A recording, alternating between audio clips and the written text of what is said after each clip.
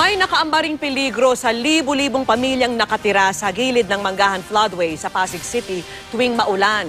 Kaya para iwas disgrasya, mas mabuti pa raw na lisanin na nila ngayon ang lugar. Nakatutok si Haji Rieta.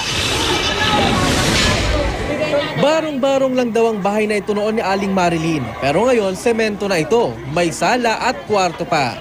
Kaya nakalulungkot daw kung lilisanin nilang lugar dahil 21 taon na silang nakatira dito. Kasi sa tagal na ba naman, 21 years na kami dito, tapos paalisin kami. Napakinabangan naman kami ng gobyerno, di ba?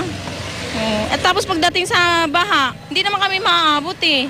Malayo pa yung tubig sa amin dito, kasi may silong kami. Pero ang MMDA at National Housing Authority, kailangan na silang palikasin dahil delikado. Tuwing umuulan at tataas kasi ang tubig sa floodway, laging nasa bingit ang kanilang buhay. Ilan lamang yan sa mga halimbawa ng mga bahay na nakatirik dito mismo sa gilid ng floodway ng Manggahan sa Pasig City. At ayun nga yung naging dahilan ng MMDA, maging na rin ng NHA upang porsigido silang ilipat itong mga residente sa mga relocation site. Nababahala din, kaya nga tumutulong kami din sa ibang agencies, sa lead agencies para po ma-provide ng housing. Ang pinakamataas na baha hanggang doon sa ilalim ng Legazpi Bridge. Nung Typhoon Ondoy, nangyari siya.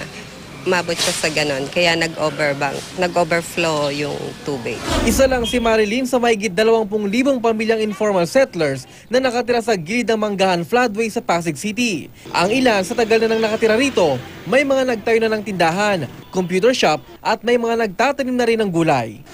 Pero ayon sa mga otoridad, panahon na para lisanin ng mga residente ang lugar. Kaya kanina, nag-biometric census ng MMDA, NHA at Pasig City Government. Kinuna ng litrato at fingerprints ang mga residente para mabilang sila sa relokasyon. Yung census na gagawin, that will now be the basis kung sino-sino yung dapat ilagay doon sa relocation sites na yon.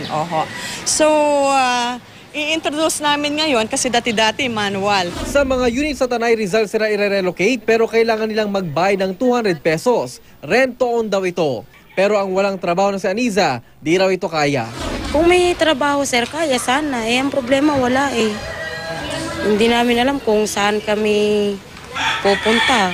Ang alam namin dito lang, dito talagang hanap buhay namin na maayos-ayos eh.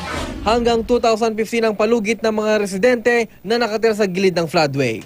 Haji Rieta, Nakatutok, 24 Oras.